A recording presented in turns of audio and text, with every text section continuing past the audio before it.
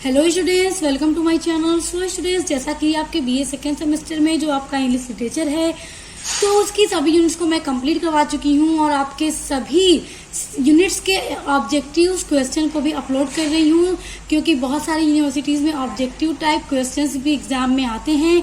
तो मैं आपके इंग्लिश लिटरेचर का लगातार अपलोड कर रही हूँ। आपके सेकेंड सेमेस्टर का आप लोग चैनल पर विजिट कीजिएगा, प्लेलिस्ट को चेक कीजिएगा।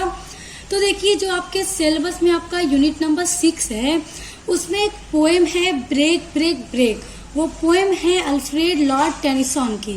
तो आपकी वो जो पोएम ब्रेक ब्रेक ब्रेक है उसी से रिलेटेड आज आपका ऑब्जेक्टिव्स क्वेश्चन है और टेनिसन से रिलेटेड क्वेश्चन है आज आपका ऑब्जेक्टिव्स, जो कि बहुत इंपॉर्टेंट है, एग्जाम में आ जाता है।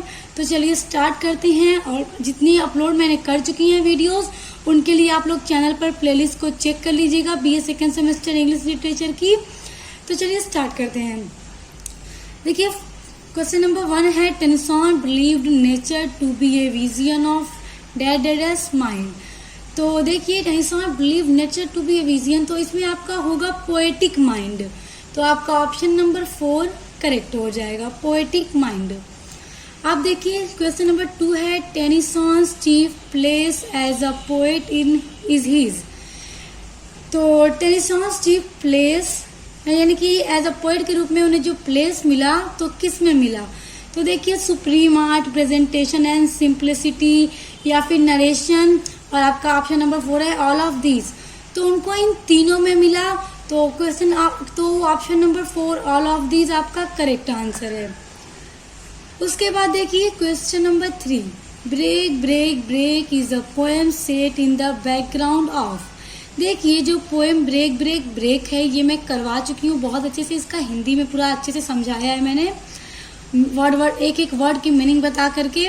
तो आप लोगों को इसका लिंक डिस्क्रिप्शन बॉक्स में दे दूंगी, इस पोएम का आप लोग देख लीजिएगा। जब आप लोग देख लेंगे तो आप लोगों के लिए ऑब्जेक्टिव्स क्वेश्चन को सॉल्व करना एग्जाम में और भी ज़्यादा ईजी हो जाएगा। तो देखिए, जितने भी स्टूडेंट्स ने पोएम को पढ़ी होगी उन्हें समझ में आ रहा होगा कि इस पोएम के पीछे जो बैकग्राउंड है वो कैसा है। तो देखिए, उसके पीछे जो बैकग्राउंड था, इसमें पोएट ने ज़्यादातर नेचर की ही बातें की थी। तो ऑप्शन नंबर 1 जो आपका है नेचर, ये आपका करेक्ट है। उसके बाद क्वेश्चन नंबर 4 है, when was Tennyson born. Tennyson का बॉर्न कब हुआ था? तो 6 अगस्त 1809 में इनका बॉर्न हुआ था। तो ऑप्शन नंबर 1 आपका करेक्ट है। अब देखिए, question number 5, who wrote break break break.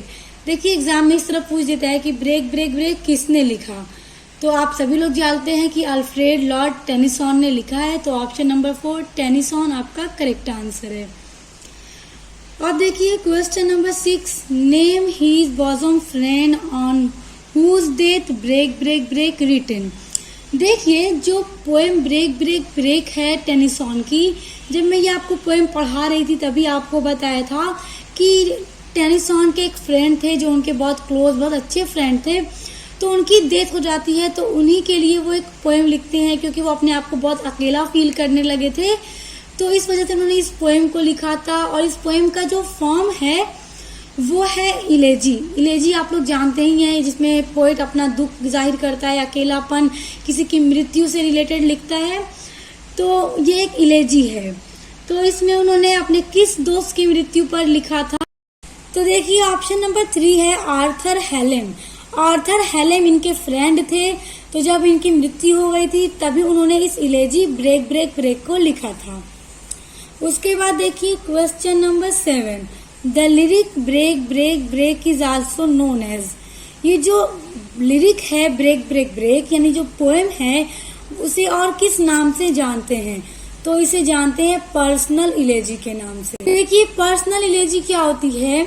जिसमें पोएट अपनी खुद की पर्सनल लाइफ को लेकर बहुत ज्यादा दुख फील करता है, या किसी अपने के खो जाने से, किसी बहुत अपने खास रिश्तेदार या दोस्त की मृत्यु हो जाने पर जब कोई भी पोएट इलेजी लिखता है पोएम के थ्रू, तो वो पर्सनल इलेजी कहलाती है। तो इनकी ये जो पोएम ब्रेक ब्रेक ब्रेक है वो एक पर्सनल इलेजी है। क्वेश्चन नंबर 8 है आपका, Tennyson's age is known as. यानी टेनिसन किस एज के पोएट थे? तो वो विक्टोरियन एज के पोएट थे। तो ऑप्शन नंबर 1 विक्टोरियन एज आपका करेक्ट है। अब देखिए question number 9, Tennyson died in, Tennyson की मृत्यु कब हुई थी? तो इनकी मृत्यु हुई थी 6 अक्टूबर 1892 में। तो याद रखिएगा, बहुत इंपॉर्टेंट है। अब देखिए question number 10, when was poems published? अब देखिए स्टूडेंट्स, यहाँ पे आ गया पोएम्स कब पब्लिश्ड हुई थी? तो देखिए स्टूडेंट्स, मैं आपको यहाँ पर बता दूं क्योंकि एग्जाम में पूछ देगा अगर, तो आप कंफ्यूज हो जाएंगे। देखिए विलियम शेक्सपियर की पोएम्स का कलेक्शन है पोएम्स, तो उनके पोएम्स का कलेक्शन जब पब्लिश्ड हुआ था तो पोएम के नाम से हुआ था, तो इसीलिए यहाँ पे कहा जा रहा है व्हेन वाज पोएम्स पब्लिश्ड। तो ये पब्लिश्ड हुआ था 1842 में। तो याद रखिएगा अगर आपसे ये क्वेश्चन आ जाए, क्योंकि बहुत इंपॉर्टेंट है ये क्वेश्चन, तो याद रखिएगा ये जो पोएम्स है वो विलियम शेक्सपियर के पोएम्स का कलेक्शन है जो पब्लिश्ड हुआ था 1842 में। अब देखिए question number 11, for which poem Tennyson receive chancellor prize? देखिए किस पोएम के लिए टेनिसन को चांसलर का प्राइज मिला था? तो देखिए आपका ऑप्शन है break break break, Ulysses, the princess या फिर टिम्बक्टू। तो उनको जिसके लिए प्राइज मिला था वो है आपका ऑप्शन नंबर 4, टिम्बक्टू। स्टूडेंट्स देखिए ये सारे क्वेश्चंस आपके एग्जाम में पूछे जाएंगे और जितनी भी पिछली मैंने वीडियोस अपलोड कर रखी हैं ऑलरेडी, तो आप उनको भी जरूर देख लीजिएगा। देखिए क्वेश्चन नंबर 12 है, हीज फेमस ड्रामेटिक मोनोलॉज आर, यानी टेनिसन का सबसे फेमस ड्रामेटिक मोनोलॉज कौन सा है? तो देखिए यूलिसेस, द लोटस ईस्टर, थीथोनस, ऑल ऑफ दीज। तो ये सभी हैं, ऑल ऑफ दीज। उसके बाद देखिए 13 है, which among the following is not written by Tennyson? इसमें से कौन सा टेनिसन के द्वारा नहीं लिखा गया है? तो देखिए ऑप्शन नंबर 1 है एडोनाइस, ये टेनिसन के द्वारा नहीं लिखा गया है, बाकी ये सभी टेनिसन ने लिखा है। देखिए आपका क्वेश्चन नंबर 14 है, Tennyson's Morte d'Arthur is written in, यानी टेनिसन की जो पोएम मॉडेडी आर्थर है उसको उन्होंने किस वर्ष में लिखा है?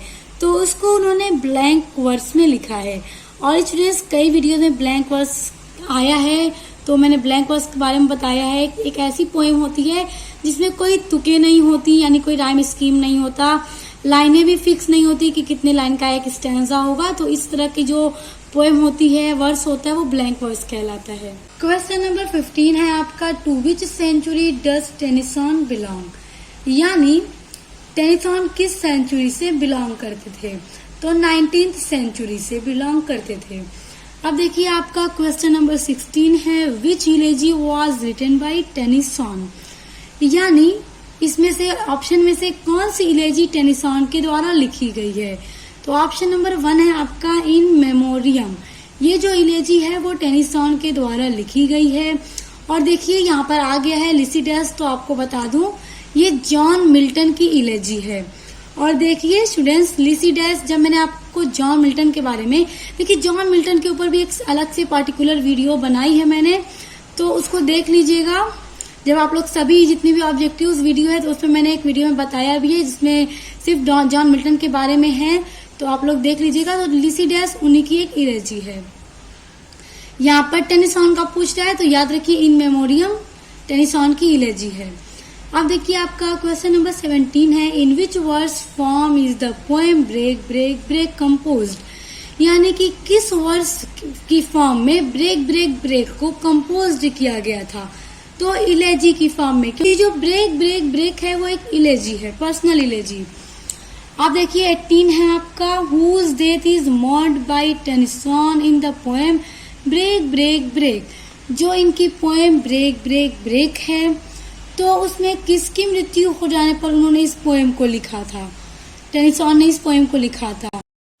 तो देखिए आपका ऑप्शन है his brother in law, his cousin, his father, his sister. अब कुछ स्टूडेंट्स के मन में सवाल आ रहा होगा, मैम ने स्टार्ट में उनके फ्रेंड बताया था, तो ऑप्शन में तो उनका फ्रेंड है ही नहीं। तो देखिए जो उनके दोस्त थे आर्थर हेलम, वही उन्हीं से इनके बहन की शादी होने वाली थी। किसके बहन की? टेनिसन की बहन की शादी होने वाली थी आर्थर हेलम से, और आर्थर हेलम टेनिसन के दोस्त भी थे। तो इसलिए वो उनके ब्रदर इन लॉ थे, जीजू थे। तो उन्हीं से अभी शादी होने वाली थी, हुई नहीं थी, तभी इनके दोस्त आर्थर हेलम की डेथ हो जाती है। तभी उन्होंने इस पोएम को लिखा था, ब्रेक ब्रेक ब्रेक को। तो अब देखिए क्वेश्चन नंबर 19 है, which figure of speech is used in the following line on the cold grey stones O sea. अब देखिए जितने भी स्टूडेंट्स ने पढ़ा होगा ब्रेक ब्रेक ब्रेक, जब मैंने पढ़ाया था तो पता चल गया होगा कि ये उसी पोएम की एक लाइन है। तो इस लाइन में कौन सा फिगर ऑफ स्पीच यूज किया गया है? तो इस लाइन में एपोस्ट्रॉफी को यूज किया गया है। और मैंने फिगर ऑफ स्पीच के ऊपर भी एक वीडियो बना रखी है, लिंक आपको डिस्क्रिप्शन बॉक्स में दे दूंगी, देख लीजिएगा। अब देखिए क्वेश्चन नंबर 20 है, how many stanza does the poem break break break have. Break break break poem में कुल कितने स्टैंजा हैं? तो टोटल उसमें 4 स्टैंजा हैं। तो ऑप्शन नंबर 2 आपका करेक्ट है। देखिए आपका अगला क्वेश्चन है, who said this the old order change yielding place to new. देखिए किसने कहा था कि अब पुरानी परंपरा जब बदलती है तो वो नई परंपरा उसके स्थान पर आती है। देखिए जब भी पुरानी परंपरा यानी पुरानी परंपरा जब भी बदलेगी, चेंज होगी, तो उसकी जगह पे जाहिर सी बात है कि नई परंपरा आएगी। तो ये किसने कहा था? इसको टेनिसन ने कहा था। तो ऑप्शन नंबर 4 आपका करेक्ट है। और अभी इनकी एक पोएम का नाम पीछे हमने देखा, मॉडर्न दी ऑथर, तो उसी पोएम में उन्होंने इस लाइन को लिखा है। सो स्टूडेंट्स देखिए आज की वीडियो में हमने जो एमसीक्यू पढ़े वो आपके सिलेबस में टेनिसन की पोएम ब्रेक ब्रेक ब्रेक से पढ़ा, जो कि आपके एग्जाम के लिए बहुत इंपॉर्टेंट था। तो एग्जाम में ये सारी चीजें आप अच्छे से देख के जाइएगा, ये एमसीक्यू आपके एग्जाम में आएगा। अब देखिए नेक्स्ट वीडियो में हम पढ़ेंगे जो आपके सिलेबस में जॉन किट्स की एक पोएम है, odd on A Grecian earn. तो हम उसके एमसीक्यू को पढ़ेंगे नेक्स्ट वीडियो में। तो उसके लिए आप लोग जरूर वीडियो को देखिएगा, क्योंकि बहुत इंपॉर्टेंट वीडियो होगी, बहुत इंपॉर्टेंट आपके एमसीक्यू होंगे जो एग्जाम में आपके आएंगे। तो हम मिलते हैं नेक्स्ट वीडियो के साथ।